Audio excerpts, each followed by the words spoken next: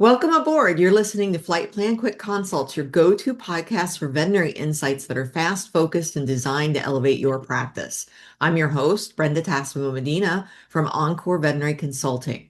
Whether you're between appointments or heading into a strategy session, we've got takeoff-ready tips, tools, and takeaways to keep your team soaring. So buckle up and let's chart today's course to exploring what should I be watching weekly, not annually. Today's panel includes Debbie Hill and Brandon Hess. Debbie, tell our listeners a little bit about yourself. Well, I am a newly retired hospital administrator. I came into the profession as a receptionist before we had cool titles, and then worked for a man with multiple practices throughout Alabama and Florida. We've done everything from startup, where I'm meeting with the architect, to purchasing, where I'm there for the final handshake and the check. And I learned a lot of things through there that if you don't keep your eye on the the week, it can blow up pretty easily. I spent 13 years teaching and speaking in all things veterinary management, 13 years with Patterson, and a little bit more than that with national conferences, because I remember thinking I'm the only one that doesn't know this. And I figured out that we're full of practice owners and managers that just don't know that everybody's working with the same thing. So after retirement, it's a little bit boring. I found some consult work, write some curriculum, picked up some side projects because I love all things management. I've seen what works, I've seen what doesn't, and I love seeing practices succeed and want to have a chance to help them. Thanks, Debbie. Let's learn a little bit more about Brandon. Yeah, my name is Brandon Hess. I'm a certified veterinary practice manager, certified compassion fatigue professional, and a HR professional. Been in the industry since 2007. Started as an entry-level assistant, zero experience at an ER practice. I've worked in diverse practices from a one doctor mixed animal practice to a 180 staff specialty practice, which was the last practice that I managed. They were actually the 2016 AHA Specialty Practice of the Year. Since 2016, I've been consulting and speaking pretty much full time. Currently, I'm a practice owner of three practices, a seven doctor practice who's been established for 60 plus years. Just purchased a one doctor practice that's been established for 40 plus years. And then I have a de novo practice that I opened from the ground up in February of 2024, which was probably one of the worst times to open a new veterinary practice. So, when it comes to these KPIs, it's, I watch them like a hawk, and the numbers are something I'm incredibly passionate about. So I'm just really excited about this session. Happy to have you here. And February's coming right up, so happy 2-year anniversary on that de Thank you. novo. There you Thank you. go. Congratulations. All right. Well, Brandon, we'll just carry on with you with the first question. So, what our listeners really want to know is which 5 to 7 KPIs are going to give them the clearest picture of practice health in real time. Perfect. So I've got four, but I got lots of information on the four here, Oh, and I, awesome. I know Debbie will fill in the gaps here. So um, I kind of approach this as two kind of expense related KPIs and then two revenue related KPIs. Okay. There's a ton of KPIs out there, and I mean you'll see, and you'll hear about at least seven of them here. But the ones that I really focus on, one recently has been revenue per DVM hour. This kind of takes into account some other revenue related data points like ACT and revenue growth. But basically, what you do is you take your total revenue over a period of time and you divide that by the total number of doctor hours. And you can do that individually for each doctor. You can do that as a whole practice. What this has allowed me to do is kind of anticipate revenue based on doctor schedules and kind of look at how do my doctors stack up against each other? And you have to compare apples to apples. For instance, at my seven doctor practice, we have two doctors that don't do surgery. So their revenue per hour is going to be lower. I also pulled kind of current benchmarks for the audience as kind of guidance here. And what I'm seeing is around $500 to $600 per doctor hour of revenue. So, for example, if a doctor is scheduled 40 hours that week, then they should be doing about $500 to $600 of revenue per hour that they're at the practice. And again, that probably does take into account, doctors who are doing surgery pretty routinely. And I already mentioned this, but to me, it's a predictive factor too. Whenever my HR team does the doctor schedule for February, I can take my average revenue per doctor hour for January or December. I can multiply that by the number of scheduled doctor hours for next month, and it'll give me potential revenue for the following month. So, relatively new to me KPI that I've been tracking, but that's one of them there. The next one that I have is more of an expense KPI and more of a scheduling KPI, but it's staff hours to every doctor hour. So how many staff hours should we be scheduling for every one doctor hour that we have scheduled? So it's your staff to doctor ratio. The current benchmark is about 3.8 staff hours to every one doctor hour. So, for instance, if you have, gosh, I'm gonna have to do head math here. If you have, let's just say 100 doctor hours scheduled, then you should have 380 staff hours scheduled. If you're above that and your payroll is running high, there's all of other variables as far as, staff compensation and so on and so forth. And there are practices that are running a higher ratio, but they're doing that because the doctors are more efficient and they can generate revenue to keep their payroll within line. So roughly about 3.8 hours to every one doctor hour. So when my HR team does the doctor schedule, they do the doctor's schedule first, and then they can multiply the doctor hours by 3.8, and that gives them a budget for my support staff hours also. The next one that I have is inventory budget. So, while I usually do my inventory budgets, purchasing budgets monthly, we track them every day and I monitor them weekly. And to me, this is a really important expense benchmark here. So setting a budget, I do my budgets based on previous month's revenue. There's all kinds of different strategies. I prefer that because I used to work in retail sales, and in retail, the kind of premise is you're just replacing this month what you sold last month. So if you're priced appropriately, you should be able to base it off of last month's revenue to replace that inventory. I usually recommend that practices set their monthly inventory budgets about 4 to 5% less than they want their total COGS to be. The reason why we do that is because reference lab is a huge chunk of COGS, but you don't order that through your distributors. And that's usually about 4% of your total COGS. So if you want your COGS to be 20%, set your monthly inventory budget to be 15%. I think that's a super important point because a Yeah. lot of people think 20% is all inventory and it's not. So you've got to set that lower. Good point. And something relatively new that I've been talking to people about, because online pharmacy has kind of taken off since, COVID. And when we look at our COGS based on our P&L, depending on how you categorize it, your online pharmacy, the better that it does, it could actually artificially inflate your cost of goods sold. So, there's different ways to report online pharmacy. You can do revenue and then expenses under COGS. Some practices just report profit under miscellaneous income. But I believe the AHA chart of accounts guide us to put online pharmacy revenue under a revenue category and then online pharmacy expenses. You got to take those out when you're comparing yourself to benchmarks because there aren't any current benchmarks unless there is in the well-managed practice benchmark book that's coming out There might be.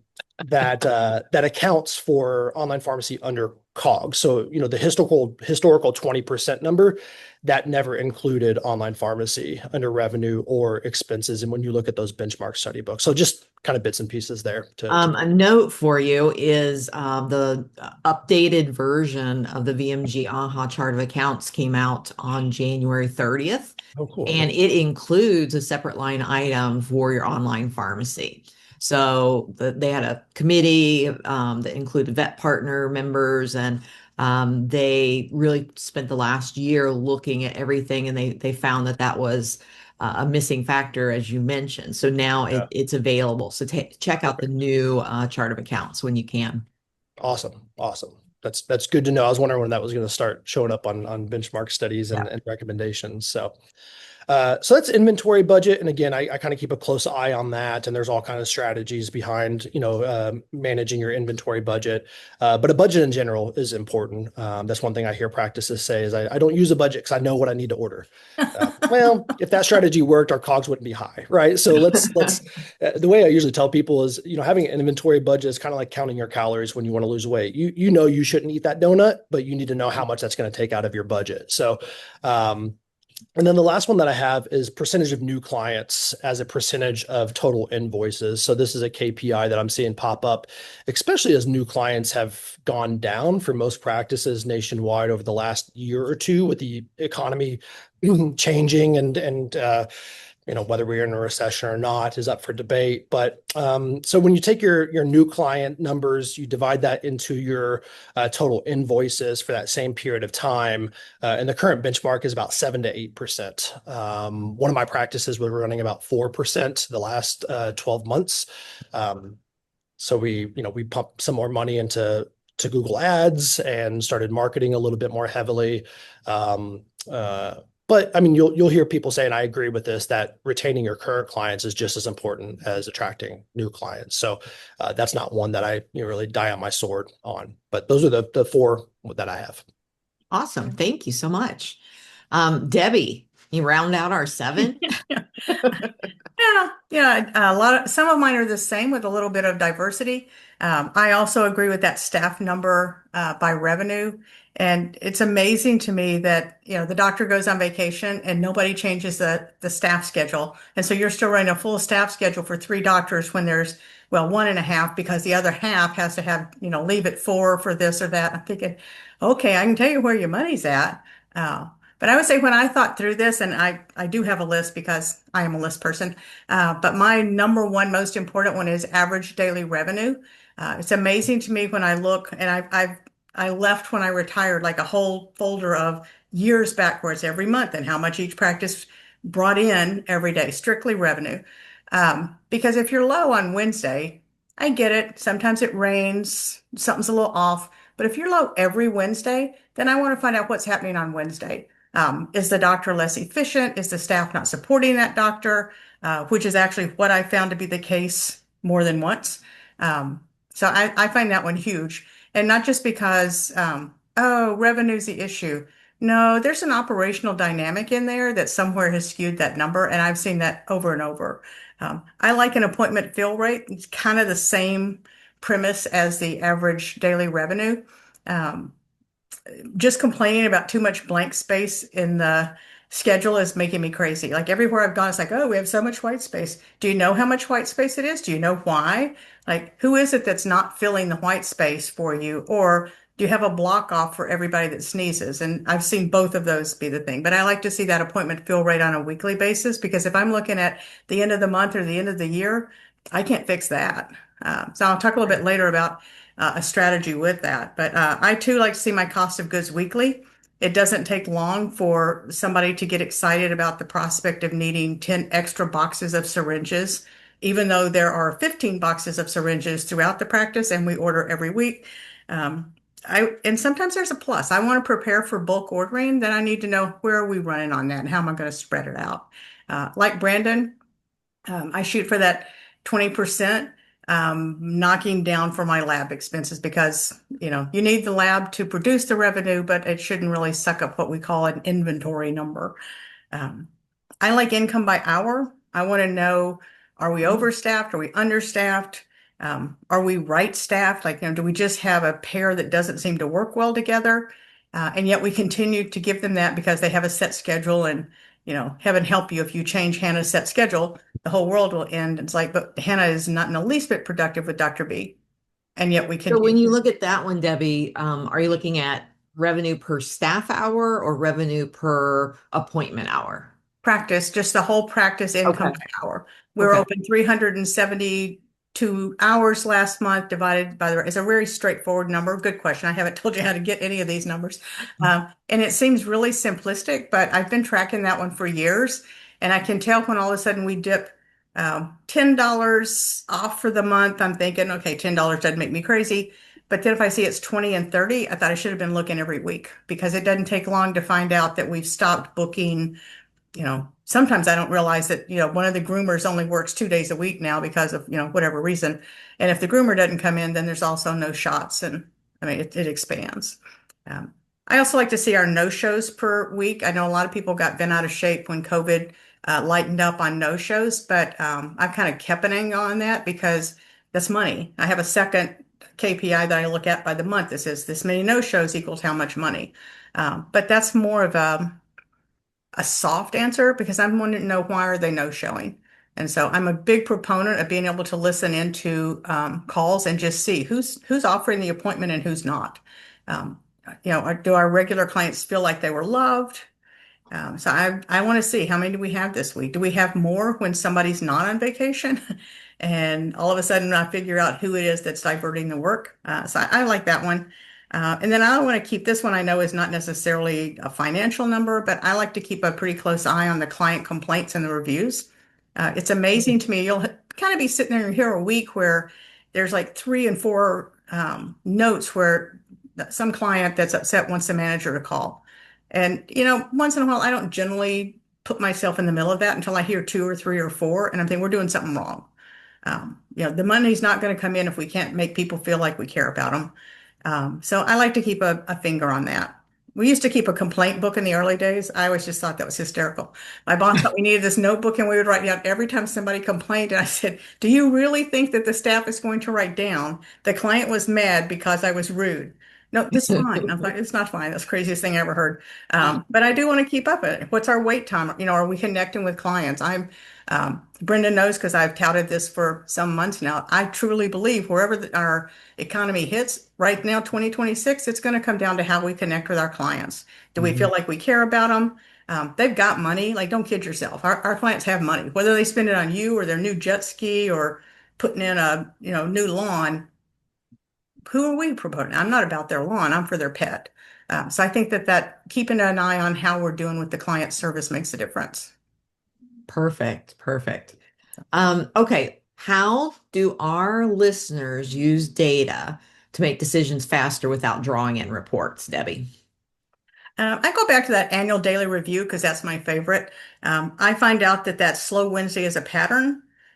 Sometimes it's that the staff really loves Dr. A and they don't have the confidence in Dr. B, and they have taken it upon themselves to make sure that their special clients never have to see Dr. B. And I'm thinking, okay, one, that's not your right. You don't have a DVM degree. You don't who do you think you are?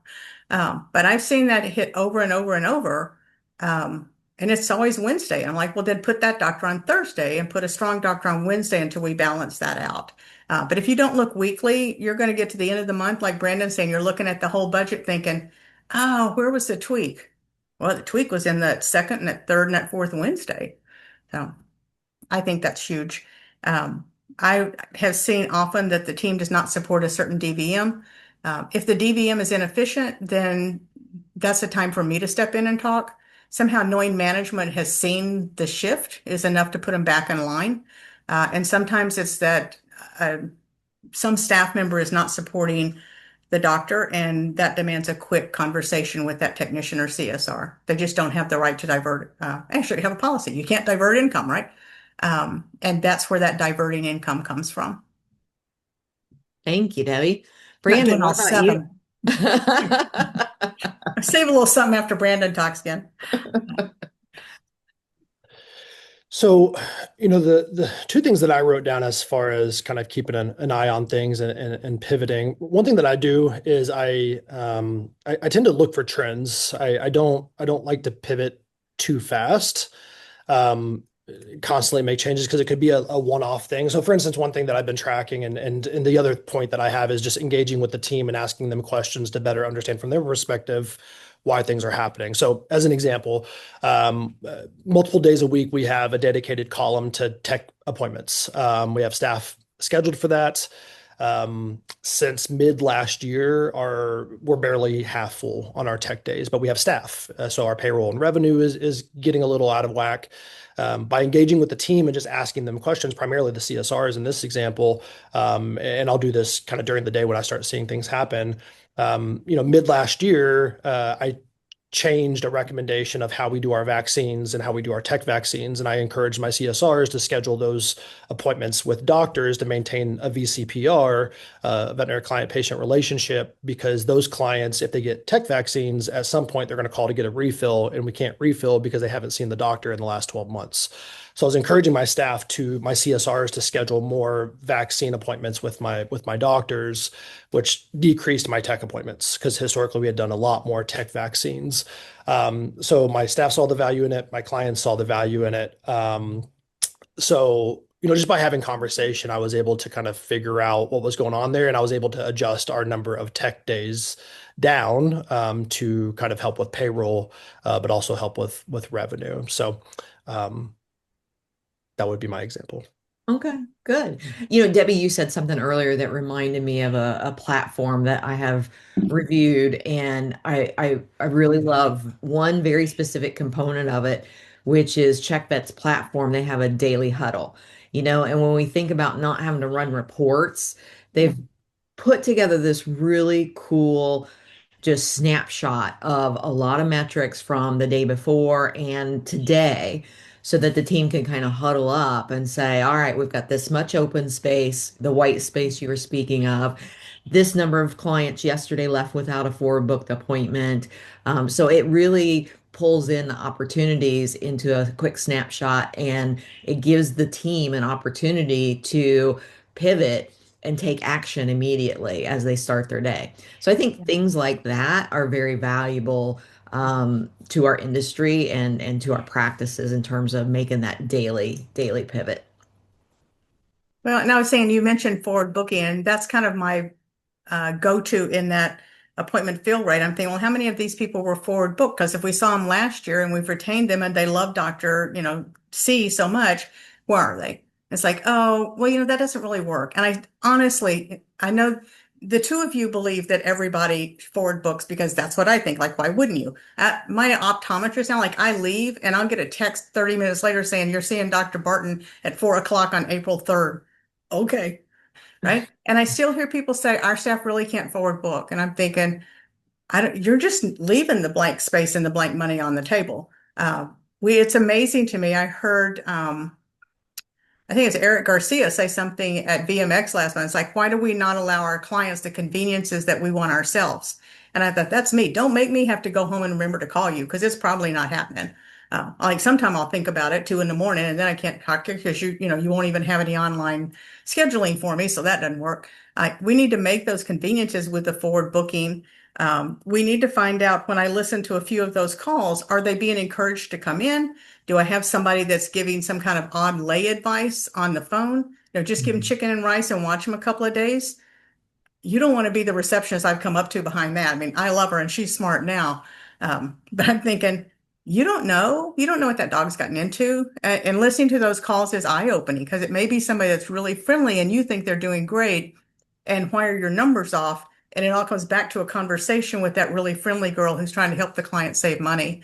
So I think to Brian's point, Brandon's point, our idea of, metrics all being a financial KPI kind of number, like that's the cue. I want to look at that on a weekly basis to know where the conversations have to happen or the marketing has to shift to get things back in order. But I just think that somebody's making money not come in, and it's not me. Well, thank you both, Debbie and Brandon, for being with us today. And thanks for flying with us on Flight Plan Quick Consults. If today's insights helped you climb to new heights, be sure to subscribe, leave a review, and share this episode with your crew. Until next time, keep your mission clear, your team aligned, and your practice soaring.